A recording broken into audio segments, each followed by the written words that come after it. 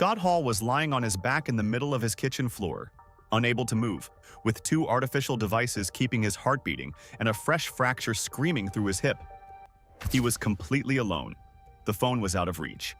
The vodka that had crept back into his life during the lockdown was nowhere near enough to dull what he was feeling. And as the hours passed and the sun went down and the room got dark, one of the most charismatic performers in the history of professional wrestling lay there on the linoleum, conscious, dehydrated, and slowly running out of time. He had survived a gunfight.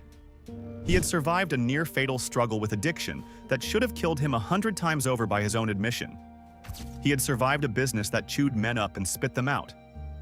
And now here he was, taken down not by a rival, not by a bullet, not by the road, but by a few stray ice cubes that had bounced out of a pitcher and landed on his floor.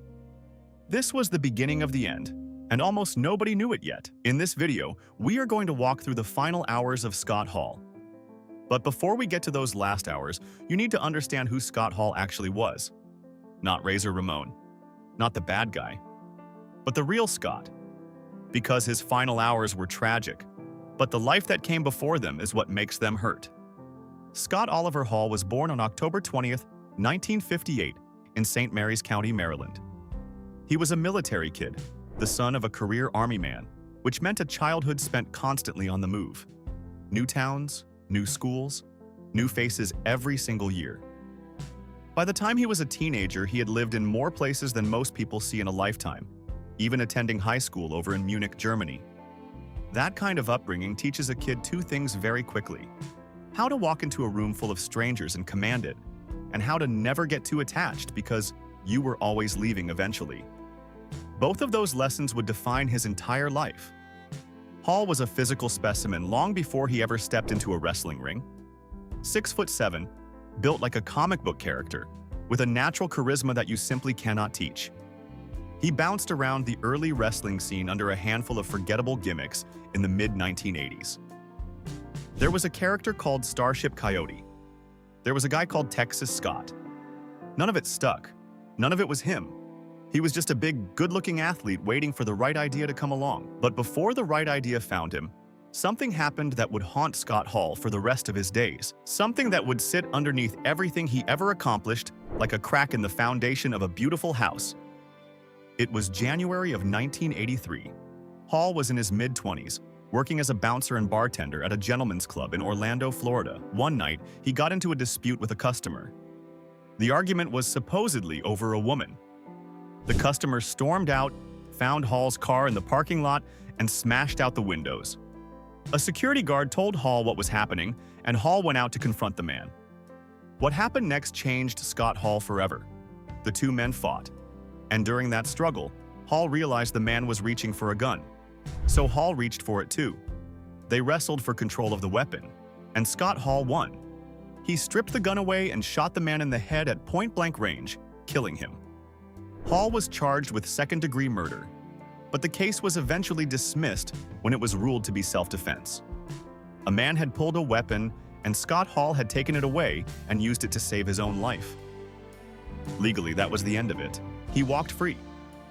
But legally being cleared and being free are two very different things. Years later, in an emotional interview for an ESPN documentary, Hall described that night in chilling detail.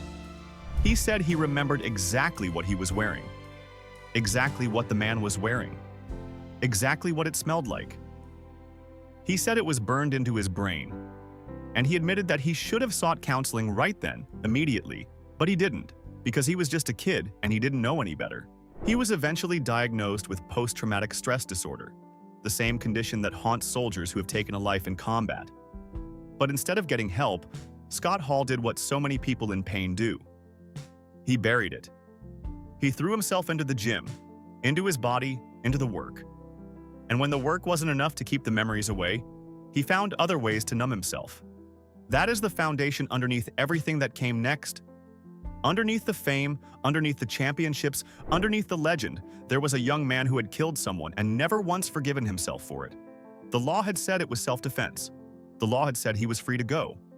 But Scott Hall handed himself a life sentence anyway, and he served every single day of it. He never talked about it publicly for almost 30 years. He buried it so deep that even devoted fans who thought they knew everything about him had no idea it had ever happened. It only came out in 2011, when an emotional Hall finally sat down and told the world the truth on camera. And suddenly the entire arc of his life snapped into focus.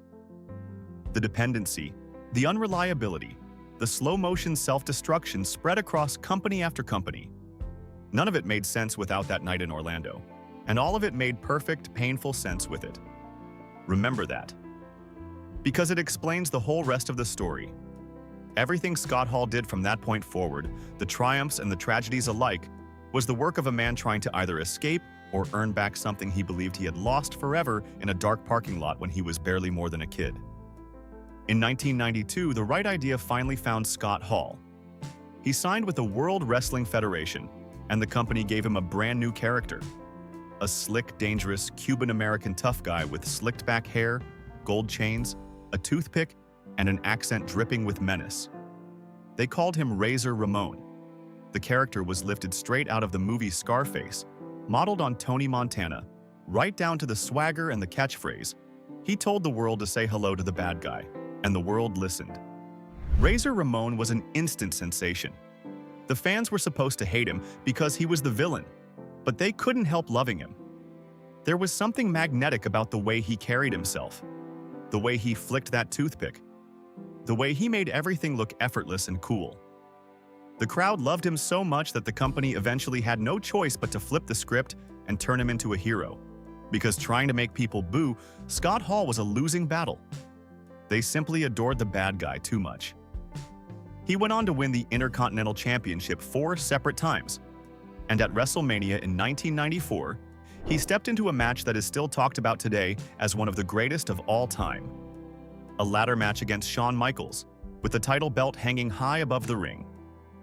The two men beat the living daylights out of each other with that ladder, climbing, falling, crashing through the ropes, taking risks that audiences had simply never seen before on that kind of stage. It was groundbreaking. It changed what fans expected a wrestling match could be. And it cemented Scott Hall as not just a star, but an artist. A man who understood the soul of the audience and knew exactly how to give them something they would never forget. He was, by any measure, a main event level talent operating at the absolute peak of the business. But the real earthquake came in 1996. That year, Scott Hall walked away from the WWF and showed up on his rival company's television program, in jeans and a vest, looking like he had just wandered in off the street. He cut a promo that sent a shockwave through the entire industry. A few weeks later, his best friend in the world, Kevin Nash, joined him. And then a third man revealed himself as the leader of their group, and it was Hulk Hogan, who turned his back on his fans for the first time in his career. Together, they formed the New World Order, the NWO, and professional wrestling was never the same again. For the next couple of years, that black and white logo was everywhere. You couldn't go anywhere without seeing it. On t-shirts, on signs in the crowd, spray painted on belts and bodies and broadcast trucks. The NWO took over wrestling. This was the height of what people now call the Monday Night Wars, the brutal, head-to-head ratings battle between the two biggest companies in the business, going at each other every single Monday night. And for nearly a year and a half, an unbroken streak that ran for over 80 consecutive weeks, the NWO and their company crushed the competition in the ratings. They won, decisively. And Scott Hall was right there at the front of it, one of the faces of the most successful angle in the history of the genre. Alongside Kevin Nash, Hall became one half of a tag team called the Outsiders, and the two of them traded the tag team titles back and forth so many times that fans lost count. They were the coolest guys in the building every single night. They didn't care who liked them or hated them. They had each other, and that was enough. But here's the thing about Scott Hall. The higher he climbed, the heavier the weight on his back became. Because no amount of success, no number of championships, no roar of the crowd could fix what was broken inside him. The substances had taken hold years earlier, born out of the brutal travel schedule and the pain of a body that took a beating every single night. By the peak of his fame, it had become something far darker. He drank. He used. And the guilt from that night in Orlando, combined with the chronic pain and the loneliness of the road, pulled him deeper and deeper down. The stories from this era are genuinely frightening.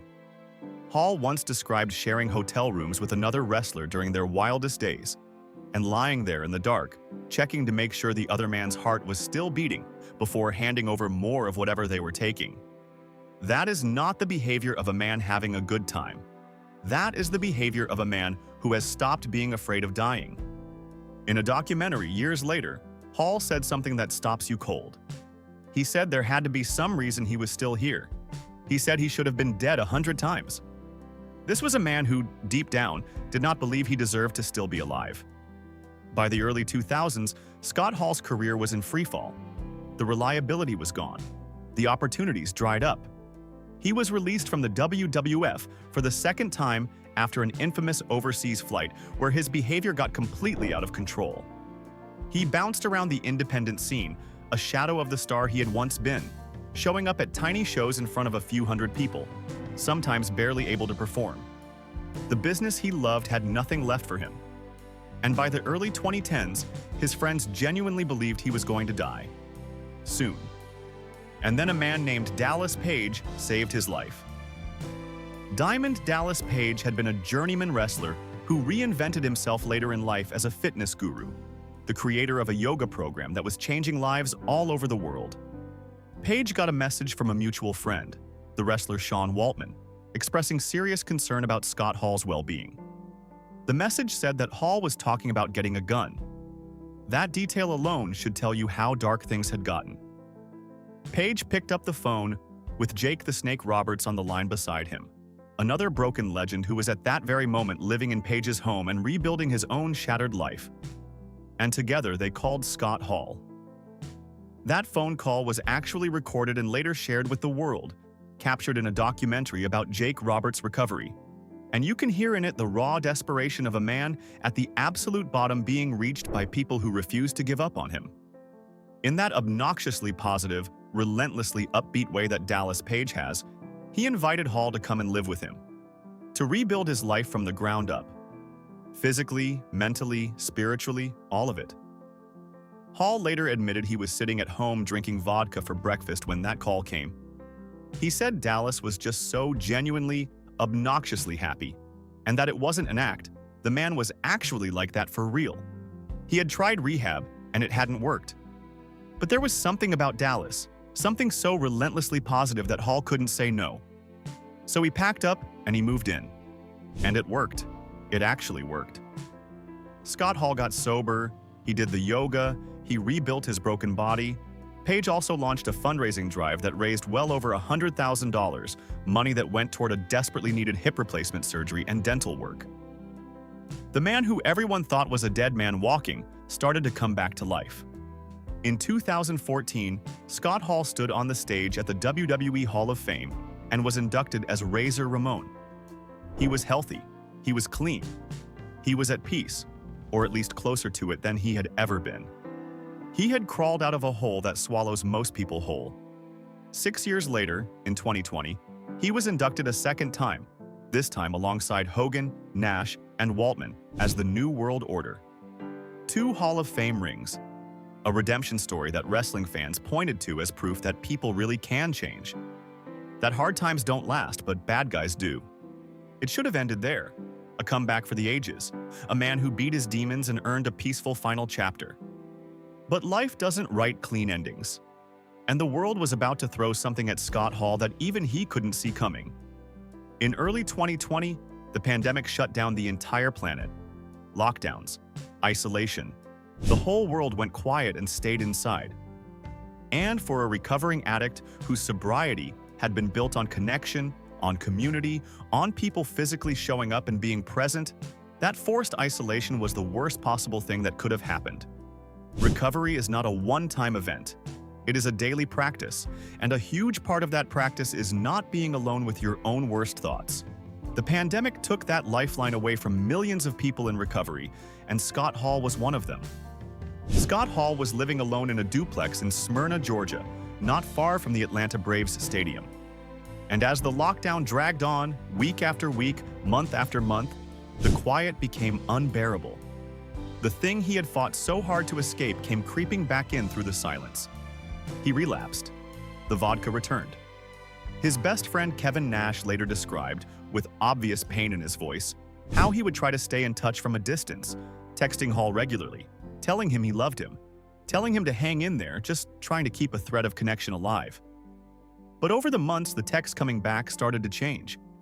2 or 3 months would go by, and the messages would arrive garbled, incoherent, not making any sense at all. Nash knew exactly what that meant. He had seen it before.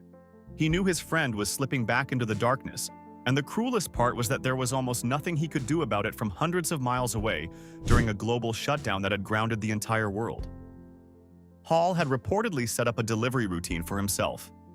He was getting food brought to the door, and there was a takeout place that would also bring him vodka along with it. He was isolated, drinking again, his body already worn down to the bone from decades of abuse, with a defibrillator and a pacemaker already installed in his chest just to keep his battered heart beating in a steady rhythm. He was, by any honest assessment, an extremely fragile man living entirely on his own. It was a dangerous situation even before anything went wrong. It would not take much to tip it over. And then came the ice.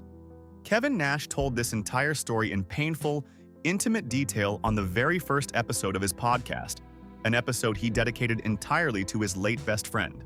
According to Nash, Scott Hall was making himself a pitcher of a powdered drink mix in his kitchen. He filled the plastic pitcher with ice from the freezer. And as always happens, a couple of pieces of ice bounced out and skittered across the floor without him noticing. He stirred his drink. He turned to go grab something else, and one of those stray ice cubes caught his heel. He went down. Nash described it with the gallows humor that wrestlers use to cope with unbearable things. He said Scott did the old whoopsie-daisy and hit the floor. And when he landed, he broke his other hip, the one that hadn't been replaced. The pain was instant and total.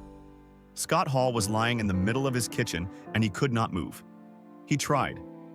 He tried several different times to get himself up, to drag himself toward help. And every attempt failed. The pain was simply too much. So eventually, alone on his kitchen floor, Scott Hall passed out. And here is where this quiet domestic accident turns into something genuinely harrowing. When Hall came to, it was nighttime. Hours had passed. He was still on the floor, still unable to move his lower body, and now a new enemy had arrived. Dehydration. His mouth was dry. His body was shutting down by degrees, and he knew, with the clarity of a man who has cheated death many times before, that if he didn't get fluids into his body soon, he was going to die right there on that kitchen floor, alone. So he did something that tells you everything about how much fight was left in Scott Hall, even at his lowest. He had that pitcher of drink mix. He needed it. He turned himself over, gritted through the agony, and pressed his back against the cabinets for leverage. Then he reached up with both hands, slowly and carefully, like a man handling something impossibly fragile, like he was lifting a priceless egg made of glass. He got his hands on that pitcher. He brought it down to himself without spilling it, and he drank from it through the spout, one tiny sip at a time, rationing it, keeping himself alive sip by sip on his own kitchen floor. Think about the desperation in that image. Think about the sheer will it took.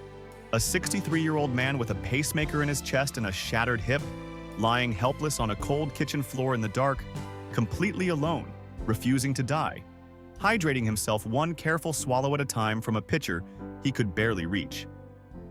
Most people would have given up. Most people would have simply waited for the end to come. Scott Hall did not. The same competitive fire that made him a star, the same refusal to quit that he carried into every ring he ever stepped inside, kicked in on that floor when nobody was watching and there was no audience to perform for. There was no title on the line. There was no camera. There was just a man and his own stubborn determination to see another sunrise. And somehow, impossibly, he found a way. And it worked. Barely. Slowly, the fluids brought just enough strength back into his body that he was able to drag his broken frame across the floor, reach a phone, and call for help. The ambulance came. They loaded him up, and they took him to Wellstar Kennestone Hospital in Marietta, Georgia. He had survived the fall. He had survived the floor. The worst was supposed to be behind him now. But in reality, the most dangerous part of this entire story was just beginning. There was a serious problem with Scott Hall's situation, and it came down to one ugly word: money. Kevin Nash put it plainly. Scott didn't have insurance. Here was a man who had been one of the biggest stars in the entire industry, who had drawn millions upon millions of dollars in revenue for the companies he worked for, who had sold out arenas and moved truckloads of merchandise. And in his final years, he was uninsured and facing a major medical emergency with no safety net underneath him. It is one of the quiet tragedies of that era of wrestling. So many of the men who built the business and gave their bodies to it were left with nothing to show for it when the cheering stopped. No pension, no health coverage, no protection. And Scott Hall was one of them. He needed that hip fixed, and there was no avoiding it. A broken hip in an older man is not a minor inconvenience. It is a genuinely life-threatening injury that, left untreated, can become a death sentence all on its own through the complications that follow. Nash was not particularly impressed with the hospital itself. He would later describe it bluntly as a 2 out of 5-star facility, not the kind of place you would choose for someone you loved if you had any other option. And as the doctors there began running tests, the picture only got worse. They did CT scans, and they discovered that the fall and the broken hip were not Hall's only problems, not by a long shot. There was some kind of perforation in his bowel. There were other issues stacked on top of that. A body that had been pushed past its absolute limits for decades was now presenting the entire bill all at once, and the total was staggering. But through all of this, Scott Hall was not actually alone anymore. His people had mobilized. Kevin Nash, his brother in everything but blood, was checking in constantly. Nash said he talked to Scott every single day that he was in the hospital. Every day. And Diamond Dallas Page, the man who had saved Scott's life a decade earlier by taking him in, stepped right back into that role. Page was there for him. A great friend during the whole ordeal, as Nash described it. And Page had a plan. When Scott got out of the hospital, Page wanted to take him home again. Back to his place. Just like the old days. He was going to nurse Scott back to health, get him strong again, get him back on his feet. The same blueprint that had worked once before, ready to work again. For a few days, that plan seemed within reach. The surgery to repair the hip went ahead. It was a serious operation, but hip replacement is a procedure that is performed thousands of times a day, all over the world. The expectation was recovery. The expectation was that Scott would heal up, move in with Dallas, and live to fight another day, the way he always somehow did. Kevin Nash spoke to Dallas Page on the Saturday. The plans were being made. The road to recovery was being mapped out. And then, on Saturday night, March 12th, 2022, everything fell apart in an instant. A blood clot, the kind that can form after a major surgery like a hip replacement, broke loose inside Scott Hall's body. It traveled, and it triggered a catastrophe. Over the course of that night, Scott Hall suffered not 1, not 2, but 3 heart attacks. His already damaged heart, the one being held together by a pacemaker and a defibrillator, simply could not withstand the assault. By the time the doctors had him stabilized, the damage was done. Scott Hall was placed on life support, and the prognosis was as grim as a prognosis can get. Kevin Nash had no idea any of this was happening. He was out living his life, returning home from an autograph signing, when his phone rang early on Sunday morning. The voice on the other end belonged to Paul Levesque, the man the wrestling world knows as Triple H, a fellow member of their tight backstage brotherhood. And Paul delivered the words that Nash had been quietly dreading for years. Scott had suffered 3 heart attacks, and it did not look good. What followed was a frantic, helpless scramble. Kevin Nash tried to get to his best friend. He tried to book a flight to Atlanta, and he couldn't get one. He made his way back toward Daytona Beach to try from there, and he couldn't get a flight out of there either. Every door closed. Every option fell through. The one person on the planet Nash had spent more of his life with than anyone else was lying in a hospital bed in Georgia, dying, and Kevin Nash physically could not reach him. There are few things in life crueler than that. To know, and to be unable to get there. Meanwhile, at the hospital, the hardest decision a family can ever face was being made. The doctors were clear about the reality of the situation. The heart attacks, combined with everything else Scott's body had endured, meant there was no coming back from this. Hall's family made the agonizing choice to discontinue life support. But they would wait. They would wait until the family could travel to Georgia, until everyone who needed to be at his bedside could get there to say goodbye one final time. Nobody was going to let Scott Hall die alone, not after he had already spent those terrifying hours alone on his kitchen floor. Not this time. And before they let him go, his brothers came to him the only way they could. The Clique. That was the name for the tight-knit group of friends who had quietly run the wrestling business from the inside for decades.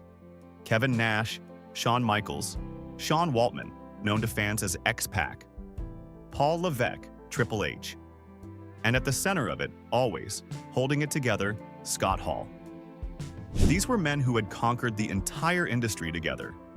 Men who had been through every high and every low that this brutal business has to offer. Men who had made each other laugh and driven each other crazy and stood by each other when nobody else would. And now they gathered on a single phone call, connected together by speaker, so they could all be in that hospital room with their brother one last time, even if only through a tiny speaker held up against his ear. Kevin Nash described what that phone call was like, and his description is devastating precisely because of how simple it is. He said the Clique guys all got on the speakerphone, and they talked to him, and they cried. He said crying was basically all they did. That is it. That is the entire scene. Some of the toughest, most accomplished, most powerful men in the whole history of professional wrestling. Men who had headlined the biggest events on the planet in front of tens of thousands of screaming fans. Men who projected an image of being untouchable, reduced in that moment to nothing but tears. Just talking into a phone. Just saying goodbye to the friend they could not save and could not even be in the room with. There is no toughness that protects you from a moment like that. There is no character to hide behind. There is only the unbearable weight of loving someone and losing them anyway. The doctors had told the family that once life support was removed, Scott would likely last only about 10 minutes. 10 minutes. That was the estimate. So everyone braced themselves for those final 10 minutes. But Scott Hall had never in his entire life done what he was told. On the morning of March 14, 2022, Kevin Nash made the announcement public. He shared the news that his best friend was going to be taken off life support, and that once the family was in place, it would be done. And then he wrote something that broke the hearts of millions of wrestling fans around the world. He wrote that he was going to lose the one person on this planet he had spent more of his life with than anyone else. He wrote that his heart was broken and that he was so very sad. He wrote that he loved Scott with all his heart, but that now he had to prepare for a life without him in it. Nash reflected on their bond. He wrote about how, when the two of them jumped to their rival company back in the day, they didn't care who liked them or hated them. They were the outsiders, but they had each other. He said that Scott had taken him at face value, and he had done the same in return. And then Nash revealed the line that may be the saddest thing ever said about Scott Hall. He wrote that Scott always felt he wasn't worthy of the afterlife. Sit with that for a moment. After everything, after the redemption, after the sobriety, after the 2 Hall of Fame rings, after all the love poured out by his friends and his family and his fans, deep down, Scott Hall still carried the weight of that night in Orlando in 1983. He still didn't believe he deserved peace. The crack in the foundation was never fully repaired. He just got very, very good at building a beautiful house on top of it. When the family had gathered at his bedside, the life support was removed. The doctors had said 10 minutes. Scott Hall held on for around 7 hours. 7 hours. Long past every medical expectation, the bad guy refused to go quietly. He fought the way he had fought his whole life, the way he had fought on that kitchen floor, sipping from a pitcher to stay alive.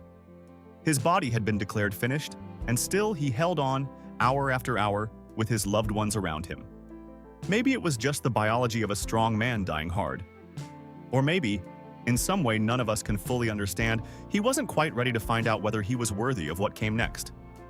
And then, on March 14, 2022, surrounded by his family, Scott Oliver Hall passed away. He was 63 years old. That same night, his death was confirmed to the world. The WWE opened its flagship Monday Night Raw broadcast with a tribute video, the company saying it was saddened to learn that the 2-time Hall of Famer had passed, and extending condolences to his family, his friends, and his fans.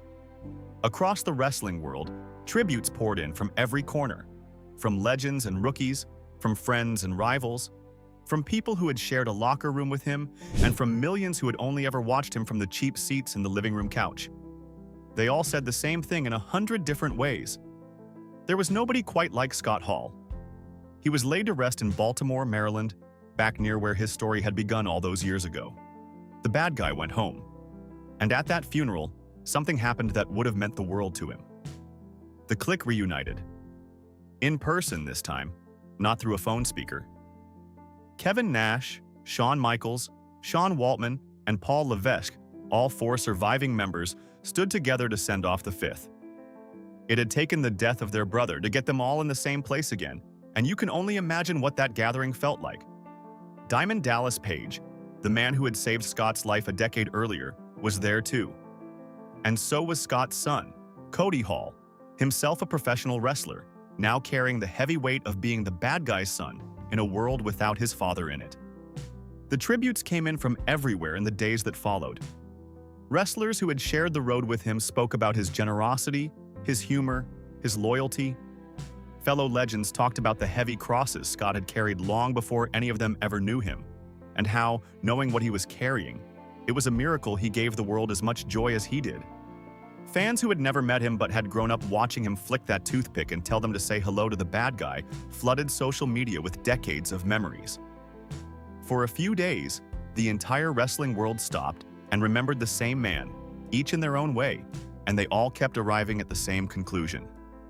There was nobody quite like Scott Hall, and there never would be again. Cody shared a tribute that captured the complicated, beautiful truth of loving a man like Scott Hall. He wrote that they had buried his father, and that even though it felt like the last step in the process, he was still going through so much. He admitted that being his dad's son hadn't always been easy, that his father had been hard sometimes. He didn't pretend otherwise. He didn't sand down the rough edges to make a prettier story, but he said it felt different now. He said it was no longer his burden to bear, but his torch to carry forward. His torch to carry forward. That is what Scott Hall left behind. Not just the championships and the catchphrases and the iconic moments, though there were plenty of those. He left behind a story, a real one. A story about a man who made a terrible mistake when he was young and spent the rest of his life trying to outrun the guilt of it. A man who found the absolute top of his profession and still couldn't find peace. A man who fell so far that his closest friends genuinely expected to attend his funeral years before they actually did. And a man who, against every reasonable expectation, clawed his way back. Who got sober. Who rebuilt his body and his relationships. Who stood on a stage and got the recognition he had earned, twice over, clean and present, and surrounded by people who loved him. The cruelest part of it all is how he finally went. Not in the ring, not from the substances that had stalked him for decades, but from a slip on a stray ice cube, a broken hip, a routine surgery, and a blood clot that nobody could have predicted. After surviving everything that should have killed him, it was a small domestic accident on an ordinary day that started the chain reaction. There is something almost unbearably human about that. The biggest dangers in Scott Hall's life were never the ones anyone was watching for. But maybe that is not the part of the story that should stay with us? Because here is what Scott Hall proved. He proved that a person can do something they can never take back, can carry that weight for 40 years, can be swallowed by addiction and written off by almost everyone, and still find their way back to the light before the end. He got his redemption. It was real, and it was earned. And no blood clot can take it away. The phrase that followed him in his final years was that hard times don't last, but bad guys do. And in the way that mattered most, that turned out to be true. The hard times did not get the final word. The love did. The brothers on the phone, crying because they could not bear to lose him. The family at his bedside, the friends at the graveside, the son carrying the torch. Scott Hall spent his whole life convinced he wasn't worthy of the afterlife. But everyone who knew him, everyone who loved him, everyone who watched him fight his way back from the dead while he was still alive would tell you he had it exactly backward. If anyone earned a little peace at the end of a long and painful road, it was the bad guy. Say hello to the bad guy. And, finally, goodbye. If this story moved you, do me a favor and hit that like button, and subscribe to the channel for more deep dives into the lives, the legends, and the heartbreaks of the wrestling business. Drop your favorite Scott Hall memory in the comments below, because the best way to keep a man like that alive is to keep telling his story. Until next time.